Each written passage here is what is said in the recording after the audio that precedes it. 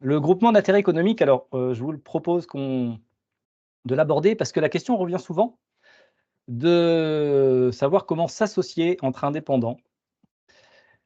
Donc, je vais essayer de reprendre un petit peu, les fondamentaux et puis de vous présenter un peu plus, le GIE, groupement d'intérêt économique, qui peut avoir pas mal d'intérêts, d'avantages, qui peut répondre, sûrement aux besoins que les uns et les autres pouvaient avoir si vous êtes sur un projet, à plusieurs, l'envie d'exercer à plusieurs, sans forcément créer une société. Le GIE permet de se regrouper entre indépendants. Alors on dit bien se regrouper et pas forcément s'associer. On dit souvent s'associer entre indépendants, une façon de parler, on s'associe au sein d'une société, on devient associé, mais souvent dans notre secteur et notamment, social, médico-social ou sanitaire, on a l'habitude, d'œuvrer au sein d'associations et certains entendent directement l'idée de s'associer comme de créer une association. La finalité d'une association n'est pas la même que, la finalité d'une entreprise et l'objet de se regrouper en association n'est pas le même objet que se regrouper en entreprise. Deuxième petit rappel, pour se regrouper entre indépendants, certains exercent en entreprise individuelle et donc une entreprise individuelle est bien une entreprise individuelle. J'ai souvent, tendance à faire ce jeu de mots en disant: «Attention, ce n'est pas une entreprise 2 individuels ou 3 individuels et cetera». Une entreprise individuelle signifie bien qu'on exerce seul, sous sa propre responsabilité, son activité, selon, son modèle économique, sa facturation, ses clients, de manière solo, individuelle. Ça ne veut pas dire que ponctuellement, on ne peut pas être amené à collaborer avec une autre entreprise, mais c'est du ponctuel. Pour se regrouper entre indépendants, on peut aussi, s'associer en société. Pour rappel, une société peut être une société unipersonnelle, donc on peut entreprendre tout seul, de manière individuelle, en société, société unipersonnelle, ou à plusieurs, société pluripersonnelle. C'est une autre manière de se regrouper. Des personnes physiques peuvent se regrouper et des personnes morales peuvent se regrouper. Les options pour se regrouper entre indépendants, je garde plutôt toujours ce terme de regroupement et non pas d'association, pour qu'il n'y ait pas de confusion. Il en existe plusieurs et on retient essentiellement le GIE, vous allez comprendre pourquoi. Sur nos activités, alors je reprécise, hein, activités, plutôt, secteur, social, médico-social, plutôt des entreprises, de nature, des prestations de services. Vous avez les sociétés civiles professionnelles qui existent, qui sont des groupements ou des regroupements d'entrepreneurs, mais qui concernent les professions libérales réglementées. Donc la liste des professions libérales réglementées uniquement. Vous avez un équivalent, que vous devez connaître sans doute aussi, société civile de moyens, là qui vont concerner à nouveau les professions libérales, mais pas forcément les professions libérales réglementées et non réglementées, mais par contre qui vont concerner que la fourniture de moyens, d'accord? Moyens de personnel, par exemple. Et vous avez le sujet qui peut nous intéresser, le GIE, qui lui est un groupement d'intérêt économique, il porte bien son nom, intérêt économique, c'est pour cette raison qu'on se regroupe, et qui peut concerner toute, activité de nature civile, commerciale ou agricole. La question en fait souvent à se poser ou, d'abord à se poser, c'est la pour quelle finalité? C'est quoi l'intérêt? Pourquoi veut-on se regrouper? Si c'est pour s'associer et développer ensemble une activité sur le long terme, effectivement le format société peut être intéressant. Si c'est s'associer, se regrouper, peut-être de manière temporaire pour une partie de l'activité, alors on n'est peut-être pas obligé de créer une société en commun. On n'est peut-être pas allé jusqu'au mariage entre, associés pour avoir, une seule et même entreprise, une seule et même société, mais peut-être garder une indépendance et se regrouper par intérêt économique. Le GIE, c'est assez simple, vous allez voir dans son fonctionnement. Ça fonctionne à partir de 2, évidemment, on se regroupe pas tout seul, donc on ne crée pas un GIE tout seul, il faut au moins être 2, jusqu'à ce n'est pas limité et vous pouvez regrouper des personnes physiques ou des personnes morales. Vous pouvez regrouper des personnes physiques en nom propre, vous pouvez regrouper des entreprises individuelles qui donc ne sont pas personnes morales, mais exercent en nom propre, mais sont des entrepreneurs, des entreprises. Vous pouvez regrouper des personnes morales, donc des sociétés, unipersonnelles ou pluripersonnelles, tant qu'il y a au moins 2 personnes physiques ou morales pour créer ce GIE. Le GIE, il est immatriculé au registre du commerce et des sociétés. Je l'ai écrit à l'envers, RSC. Le GIE a donc la personnalité morale. Ça veut dire qu'il a une existence juridique, il a un nom, il a une adresse, il a un compte bancaire, il a une immatriculation et il peut procéder à des opérations en son nom. Et chaque membre du GIE peut donc utiliser le nom, la facturation, l'adresse, les moyens, le compte bancaire, le numéro de SIRET du GIE. La règle principale, c'est un regroupement d'intérêts économiques. La règle principale, c'est que le GIE en lui-même n'a pas d'activité. Ce n'est pas une société. C'est un regroupement de plusieurs sociétés ou entreprises. Donc, son activité doit impérativement être dans le prolongement de l'activité de ses membres. Il y a parfois une petite confusion. Il ne suffit pas de créer un GIE pour que le GIE ait son activité et que chacun vive de cette activité.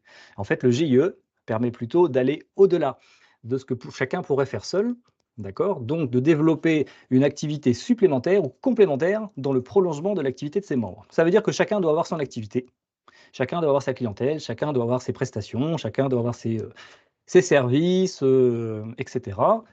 Et peut avoir une partie de son activité qui est faite en GIE ou par l'intermédiaire du GIE. Mais ça ne peut pas être l'exclusivité de son activité. Un GIE, c'est assez simple à constituer. Ça se crée avec ou sans capital. Vous pouvez tout à fait faire un groupement d'intérêts économiques sans amener le moindre capital. Dans ce cas-là, ça fonctionne comme une association, aussi simplement. Un GIE est régi par des statuts. Donc, je redis souvent, les statuts, ce n'est pas la forme juridique. On a tendance souvent à parler de statut au lieu de forme juridique. La forme juridique, c'est entreprise individuelle ou société, type de société. Les statuts, ce sont les documents écrits qui rédigent les relations entre des membres. Donc le GIE est régi par des statuts, un document écrit qui va rédiger les relations entre les membres du GIE. C'est donc ces statuts qui organisent l'administration du GIE et qui vont décider si c'est un administrateur du GIE, pas du GIE, si c'est un administrateur unique, si c'est plusieurs administrateurs, si c'est une collégialité, comment ils sont nommés, qui fait quoi, etc. Il y a une grande liberté dans la rédaction des statuts et donc les fondateurs du GIE peuvent créer les statuts qu'ils souhaitent pour ce GIE. La question, fiscale, puisque vous avez bien vu que c'était relativement simple, de créer un GIE, qu'on en faisait un petit peu ce qu'on voulait dans son organisation, dans son fonctionnement et que ça permettait d'aller au-delà de son activité. Fiscalement, le GIE, c'est un complément, hein, de ce que chacun fait. Donc le GIE peut être organisé soit comme un groupement de vente, on s'associe pour vendre ensemble des choses qu'on ne pourrait pas vendre seul. Exemple, vous avez, un client qui souhaite des prestations dans, plusieurs villes du département, auprès avec plusieurs professionnels pour plusieurs, magasins ou services par exemple, seul, vous ne pouvez pas répondre à tout. Le GIE, qui regroupe peut-être 4, 5 ou 10 professionnels, peut répondre en tant que GIE et faire une réponse coordonnée auprès de ce client. Pourrait être, à l'inverse, un groupement de dépenses, c'est-à-dire plutôt que chacun, ait des charges à assumer. Exemple classique, un bureau, un local, une secrétaire, de pouvoir se regrouper et donc de partager ces frais-là et donc le GIE assume ses frais au nom des membres. Ça peut être les 2. Vous pouvez utiliser le GIE pour avoir accès à des ventes supplémentaires, des prestations supplémentaires ou, organiser des, dépenses en commun. Le GIE, même si lui existe en tant que telle personne morale, n'est pas imposé en tant que tel. Il n'est pas imposé sur ses propres résultats, puisque ces résultats sont bien le prolongement de l'activité des membres. Donc, c'est chaque membre qui est imposé sur la partie des bénéfices ou des déficits éventuellement qui le concernent. Pour terminer sur l'inconvénient qui revient souvent, puisque le GIE a beaucoup d'avantages, un inconvénient qui revient souvent et que l'on lit, régulièrement, c'est le fait qu'il y ait une solidarité infinie entre les membres et que les membres sont donc, c'est comme ça que c'est rédigé, hein, les membres sont solidairement responsables des dettes du groupement. Alors je l'ai posé en avantage ou inconvénient parce que je ne sais pas si être, solidaire entre membres fait forcément un inconvénient. En tout cas, c'est un vrai choix de coopérer. Je crois que c'est un vrai choix de s'engager dans une, activité en commun, en tout cas une part de son activité en commun. Mais il faut bien mesurer cette phrase-là, c'est-à-dire que les membres sont solidairement responsables des dettes du groupement. Les membres ne sont pas responsables des dettes des autres membres. S'il y a une confusion qui est faite souvent en disant: «Ah mais moi si je me mets en GIE et si, l'autre fait, une connerie, bah, de fait moi aussi, je vais être impacté». Non, c'est si le GIE fait une faute, alors effectivement les membres seront solidairement responsables puisque chaque membre, est acteur du GIE, chaque membre participe, à l'administration et à la vie de ce GIE et donc chaque membre, bah, a les avantages et les devoirs, les responsabilités qui vont avec. Par contre, peut-être qu'il faut faire attention avec qui on s'engage, dans un GIE. Peut-être que les statuts doivent prévoir, des règles sur ces, questions-là, comment on rentre, comment on sort, quelles sont les garanties, qui a le droit de faire quoi, et cetera. Donc je ne sais pas, voilà, si c'est pour terminer là-dessus, si vraiment c'est un inconvénient, cette solidarité. Je pense que c'est une forme de garde-fou, mais qu'en tout cas ça se prévoit, ça s'organise, ça se structure. 20h48, rapide présentation du, groupement d'intérêt économique. J'avais indiqué que moi je n'ai fait l'expérience du GIE, 2016 je crois maintenant. Ça avait été intéressant, mais on a fait une erreur à l'époque. Alors, en entrepreneuriat, je dis souvent: «Il n'y a pas d'erreur, il y a que des expériences et on apprend de son expérience». On s'était dit: «Bah, il suffit de rassembler des gens qui n'ont pas d'activité pour qu'avec le GIE, chacun puisse développer une activité». Et en fait, on s'est rendu compte que, l'erreur était là, ça ne peut pas être le GIE qui développe l'activité de ses membres. Vous ne pouvez pas espérer demain que le GIE développe votre activité. Attention, si des gens veulent vous rejoindre en GIE demain, qu'ils ne viennent pas avec l'espoir que ça vienne développer leur activité.